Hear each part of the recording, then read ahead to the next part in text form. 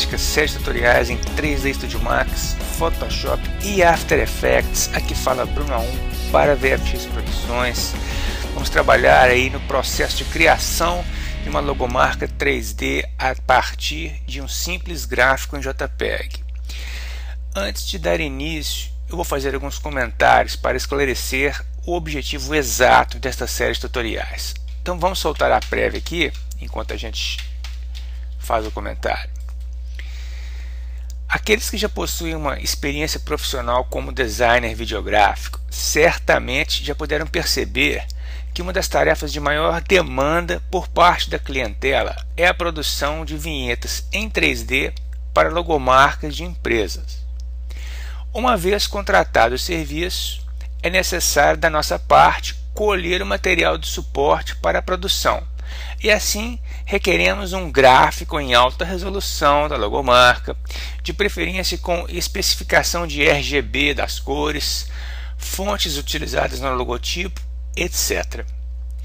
Entretanto, o que ocorre invariavelmente em 99% dos casos é que o cliente não tem a menor ideia do que estamos falando, e tudo que eles têm para apresentar é um mero JPEG em baixa resolução, como este que vemos aqui dentro do Photoshop. Se você ver aqui, a resolução em pixels é 250 por 250, ou seja, é um gráfico em baixa resolução. Assim, vocês devem estar pensando aí, esta logomarca nem possui um impacto visual tão interessante. Mas é aí, neste ponto, que eu lhes digo, é justamente assim que se encontram as limitações no processo de produção no mundo real. Cortando em miúdos, na maioria das situações, nós designers nos deparamos com uma arte de segunda categoria e material de referência de baixa qualidade. Sem choro nem vela é o que temos em mãos, e a partir disso, e somente disso, temos que partir e entregar algo que vá encher os olhos do cliente. Então, este é o desafio deste tutorial, e aqui tentaremos resgatar todo este processo baseado em cima deste gráfico que temos aí. Eu fui ainda generoso e optei por uma logo feita em CorelDRAW, que possui um visual de falso 3D, como vocês podem ver. Isso vai nos dar uma melhor referência para trabalhar dentro do 3D Studio Max. E a parte do fundo, como vocês podem ver aqui no Photoshop, vai ser trabalhada aqui nesse programa, de forma a gerar elementos gráficos separados em layers, para que a gente possa enriquecer a animação ainda mais na parte de pós-produção dentro do After Effects, como veremos em segmentos futuros.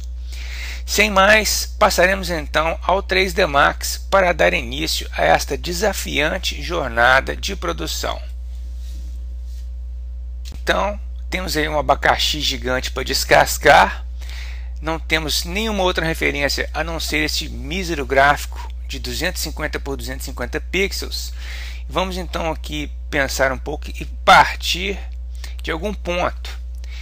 Eu acho que a gente pode começar a partir desta forma, dessas 4 formas aqui, que, se você perceber, podem ser feitas a partir de um tubo, e transformando em polymesh a gente vai eliminando algumas partes, e depois a gente trabalha com material multi-sub-object para aplicar cores similares. Vamos então retornar a 3D Studio Max. Vamos então no painel de geométricas, standard primitivas, e eu vou escolher aqui Tube. Então a gente sabe que a gente não tem medidas, vai ter que ser tudo na base do olho. Então eu vou criar aqui um cilindro, e tomando como referência aqui na vista de perspectiva, vou criar uma altura mais ou menos parecida com o que eu tenho ali na tela. Aqui está ok.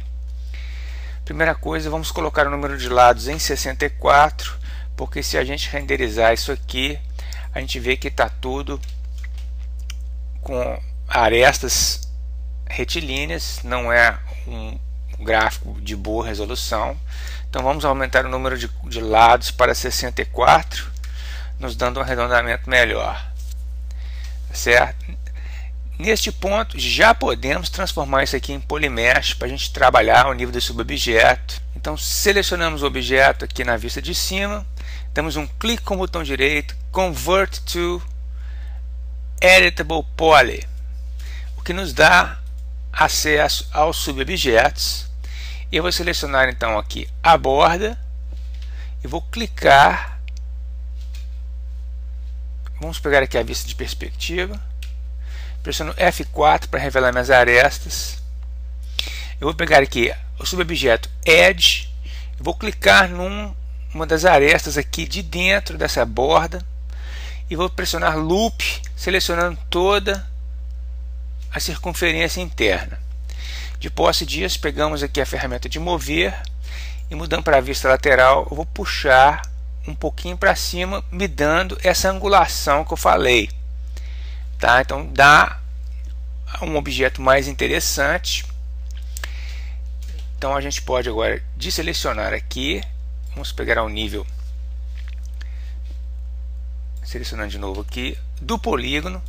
Vamos matar agora alguns polígonos aqui para gerar essa subdivisão entre os 4 objetos.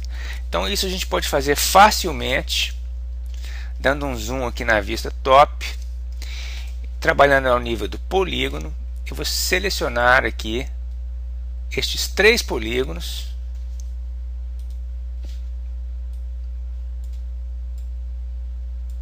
que ficam selecionados em vermelho, e simplesmente pressiono a tecla Delete e vou fazer o mesmo aqui nesses 3 polígonos. Você vê que eu estou sempre buscando uma referência de 45 em 45 graus. E aqui também. Então a gente tem, como você pode ver, as formas já idênticas ao do gráfico. Entretanto, nós temos aqui, se você reparar na vista de perspectiva, vou até maximizar isso aqui, nós temos buracos aqui, as formas estão abertas. Para isso nós vamos fazer o gap, o cap. Então eu vou pegar aqui o subobjeto borda, seleciono essa borda e dou o comando cap, fechando. Vou fazendo isso em todas as bordas que estão aí visíveis, no caso.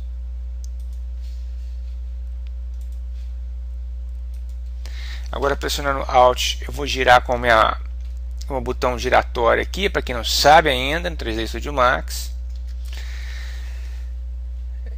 E vou fechar as demais com o comando Cap, como você pode ver.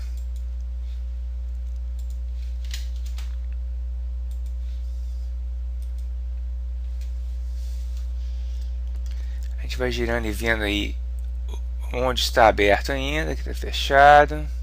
Temos só mais essa aqui, ó. Gap. Ok, então damos mais um giro aqui para conferir se todas as extremidades estão fechadas. Parece que está tudo ok. Neste ponto podemos retornar às 4 vistas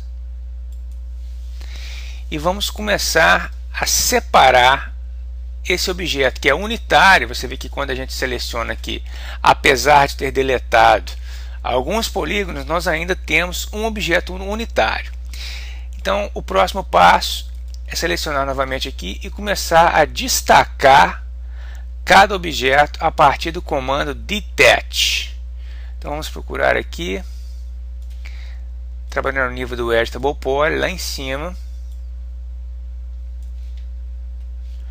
Eu vou selecionar o nível do polígono, seleciono todos os polígonos.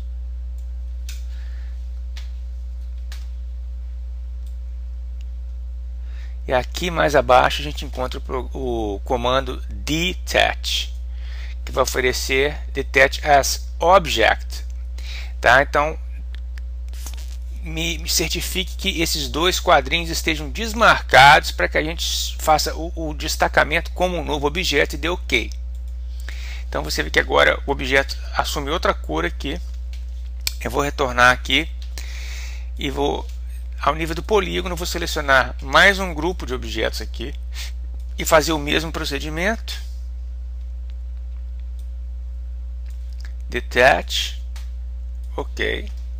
Próximo grupo de polígonos, detach, ok. E aqui a gente não precisa fazer o detach porque é o que restou, tá certo? Então, se a gente analisar aqui, clicando em cada uma dos objetos, a gente olha o nome. Aqui a gente tem tubo 1, aqui nós vamos ter objeto 1, objeto 2, objeto 3. A nomenclatura aqui não interessa, o que interessa é que a gente tem 4 objetos distintos. Entretanto, se a gente notar, todos os objetos possuem o ponto de ancoragem aqui na origem, que é 000. Inclusive, eu vou selecionar todos eles. Eu vou zerar isso aqui, porque não está exatamente zerado. Agora eu tenho que selecionar cada um deles. Eu devia ter feito isso antes de separar, mas dá na mesma. Só para que a gente possa ter uma referência bem centralizada aqui, porque mais para frente nós vamos ter que colocar uma esfera na cena. Finalmente esse aqui, 0, 0. Tudo bem, então agora está tudo centralizado direitinho. Vamos mover então o ponto de ancoragem para o centro dos objetos. Isso a gente consegue a partir aqui do quadro de hierarquia. Nós vamos então clicar nesse objeto Affect Pivot Only e vou dar Center to Object, Align to Object. Vou fazendo o mesmo para todos os 4 elementos. Você vê que agora a gente tem aqui, né, a centralização do pivô. Então todos eles já estão com o pivô centralizados. Então a gente nesse ponto desativa Affect Pivot Only. Retornando ao processo aqui, em termos de modelagem, resta apenas fazer uma esfera. Eu vou clicar aqui nesse objeto no painel de Standard Primitives, vou clicar mais ou menos aqui no centro e vou puxar, criando uma esfera mais ou menos de acordo com o gráfico de referência. A gente volta ali, tá ok.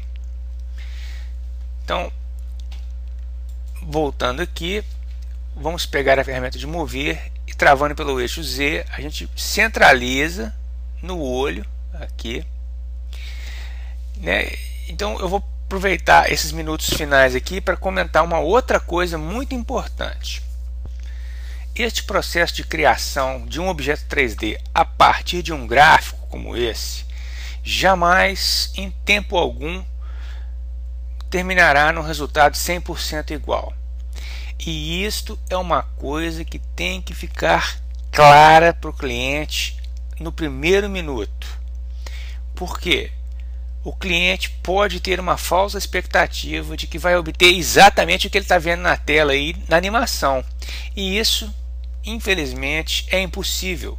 Então a gente tem que deixar claro, é uma questão de trabalhar com o cliente e esclarecer através de uma linguagem menos técnica que o cliente possa entender quais são as limitações e o que ele pode esperar em termos de resultado final. Isso vai certamente evitar muita dor de cabeça, refazimento e mal-estar com o cliente. É a última coisa que a gente quer, ok? Então agora é chegada a hora de criar os materiais multi-sub-object, que é um processo longo. Então esse é um ponto ideal para a gente fazer um corte aqui no processo. A gente retorna em 3 dias, tá? Nós vamos fazer essa série aqui de 3 em 3 dias certinho, sem atraso, porque tem muito trabalho a fazer aqui. Então eu vejo vocês na quinta-feira. Deixo um abraço. Aqui falou Bruno A1 para VFX.